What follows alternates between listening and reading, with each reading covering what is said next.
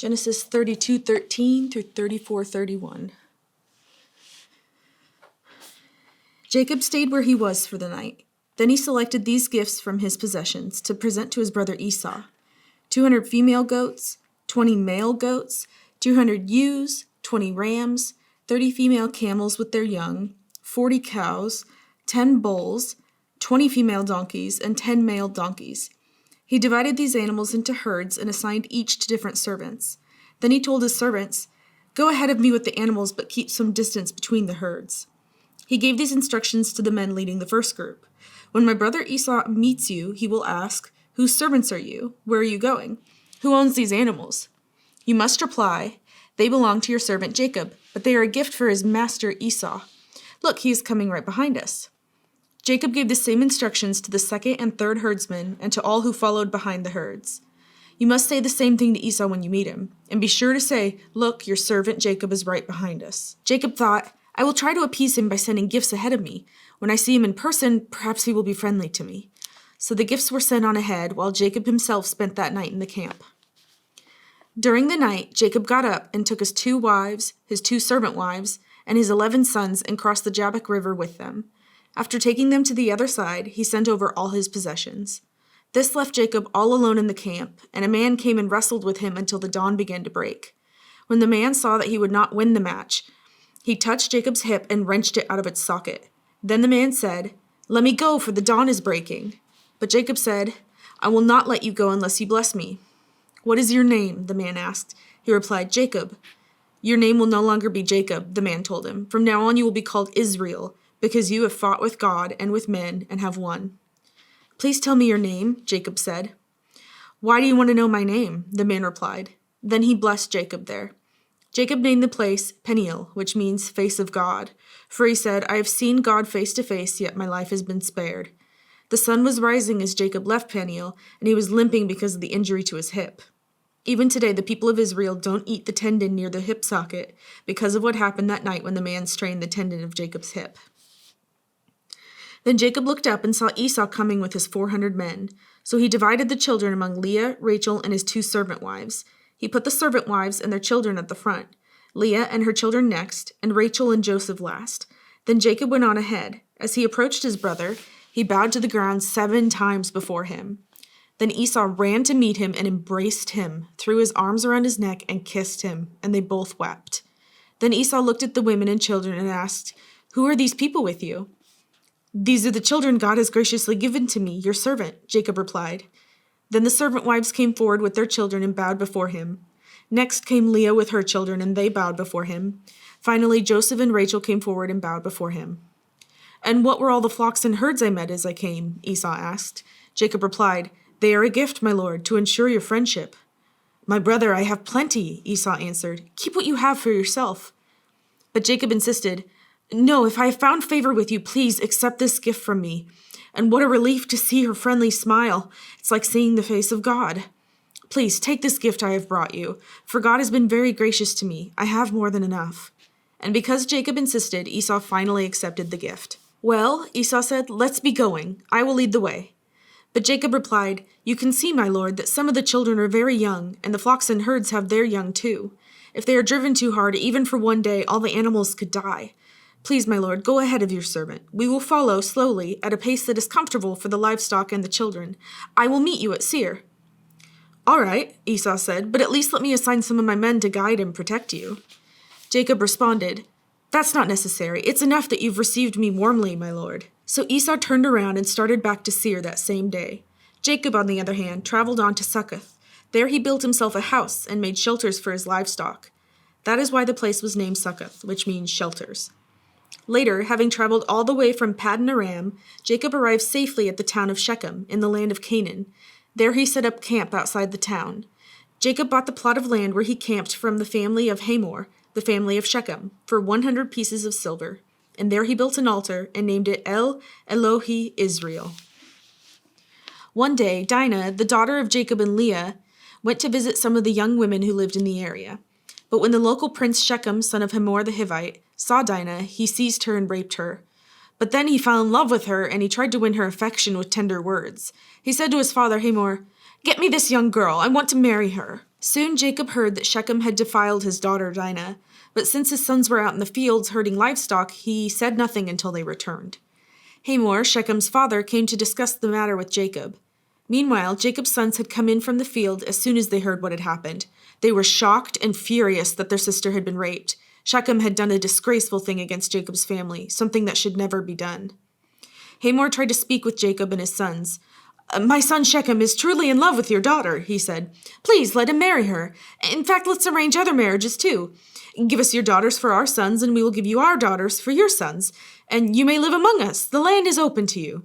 Settle here and trade with us, and feel free to buy property in the area. Then Shechem himself spoke to Dinah's father and brothers. Please be kind to me and let me marry her, he begged. I will give you whatever you ask.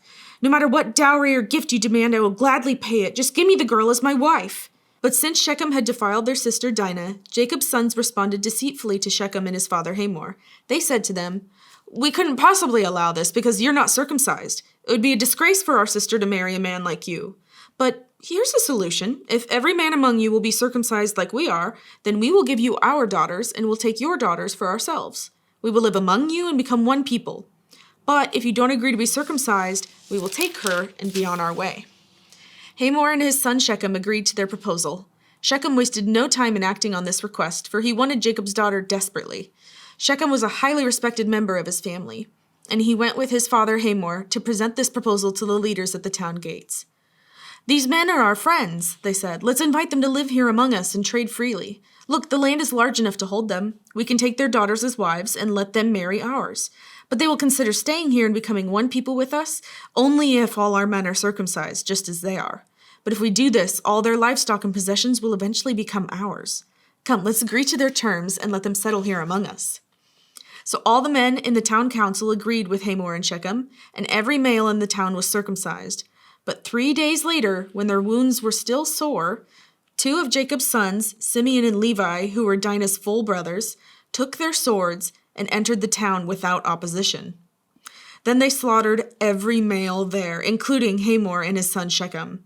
They killed them with their swords, then took Dinah from Shechem's house and returned to their camp. Meanwhile, the rest of Jacob's sons arrived. Finding the men slaughtered, they plundered the town because their sister had been defiled there. They seized all the flocks and herds and donkeys, everything they could lay their hands on, both inside the town and outside in the fields. They looted all their wealth and plundered their houses.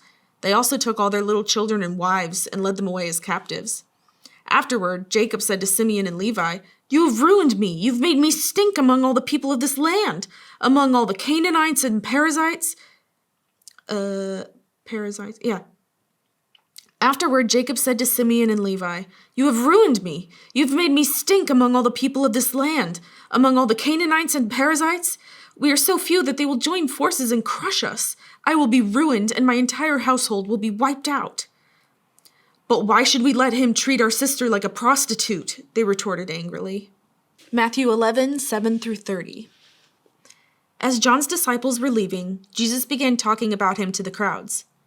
What kind of man did you go into the wilderness to see? Was he a weak reed swayed by every breath of wind? Or were you expecting to see a man dressed in expensive clothes? No, people with expensive clothes live in palaces. Were you looking for a prophet? Yes, and he is more than a prophet. John is the man to whom the scriptures refer when they say, Look, I am sending my messenger ahead of you, and he will prepare your way before you. I tell you the truth, of all who have ever lived, none is greater than John the Baptist. Yet even the least person in the kingdom of heaven is greater than he is. And from the time John the Baptist began preaching until now, the kingdom of heaven has been forcefully advancing, and violent people are attacking it. For before John came, all the prophets and the law of Moses looked forward to this present time. And if you are willing to accept what I say, he is Elijah, the one the prophets said would come. Anyone with ears to hear should listen and understand. To what can I compare this generation? It is like children playing a game in the public square. They complain to their friends. We played wedding songs and you didn't dance, so we played funeral songs and you didn't mourn. For John didn't spend his time eating and drinking, and you say, he's possessed by a demon. The Son of Man, on the other hand, feasts and drinks, and you say, he's a glutton and a drunkard and a friend of tax collectors and sinners. But wisdom is shown to be right by its results. Then Jesus began to denounce the towns where he had done so many miracles because they hadn't repented of their sins and turned to God. What sorrow awaits you, Chorazin and Bethsaida? For if the miracles I did in you had been done in wicked Tyre and Sidon, their people would have repented of their sins long ago, clothing themselves in burlap and throwing ashes on their heads to show their remorse. I tell you, Tyre and Sidon will be better off on Judgment Day than you.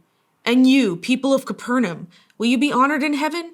No, you will go down to the place of the dead, for if the miracles I did for you had been done in wicked Sodom, it would still be here today. I tell you, even Sodom will be better off on Judgment Day than you. At that time, Jesus prayed this prayer, O Father, Lord of heaven and earth, thank you for hiding these things from those who think themselves wise and clever, and for revealing them to the childlike. Yes, Father, it pleased you to do it this way. My Father has entrusted everything to me. No one truly knows the Son except the Father, and no one truly knows the Father except the Son, and those to whom the Son chooses to reveal him. Then Jesus said, Come to me, all you who are weary and carry heavy burdens, and I will give you rest. Take my yoke upon you. Let me teach you, because I am humble and gentle at heart, and you will find rest for your souls. For my yoke is easy to bear, and the burden I give you is light. Psalm chapter 14. Only fools say in their hearts, There is no God. They are corrupt, and their actions are evil. Not one of them does good. The Lord looks down from heaven on the entire human race. He looks to see if anyone is truly wise, if anyone seeks God. But no, all have turned away, all have become corrupt. No one does good, not a single one. Will those who do evil never learn? They eat up my people like bread, and wouldn't think of praying to the Lord. Terror will grip them, for God is with those who obey him. The wicked frustrate the plans of the oppressed, but the Lord will protect his people. Who will come from Mount Zion to rescue Israel? When the Lord restores his people, Jacob will shout with joy, and Israel will rejoice. Proverbs 3:19-20. By wisdom the Lord founded the earth. By understanding he created the heavens. By his knowledge the deep fountains of the earth burst forth, and the dew settles beneath the night sky.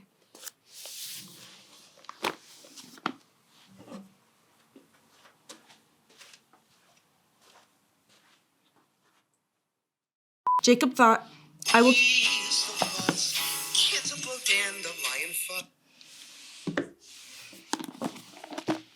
filed his daughter Dinah. Is it Dinah or Dina? We couldn't possibly allow this because you're not circumcised. I meant circumcised. That's not a sentence you hear often. Blah, blah, Shechem, blah. Jacob's sons words, wicked Tyre and Sidon, their people, Tyre, wise and clever,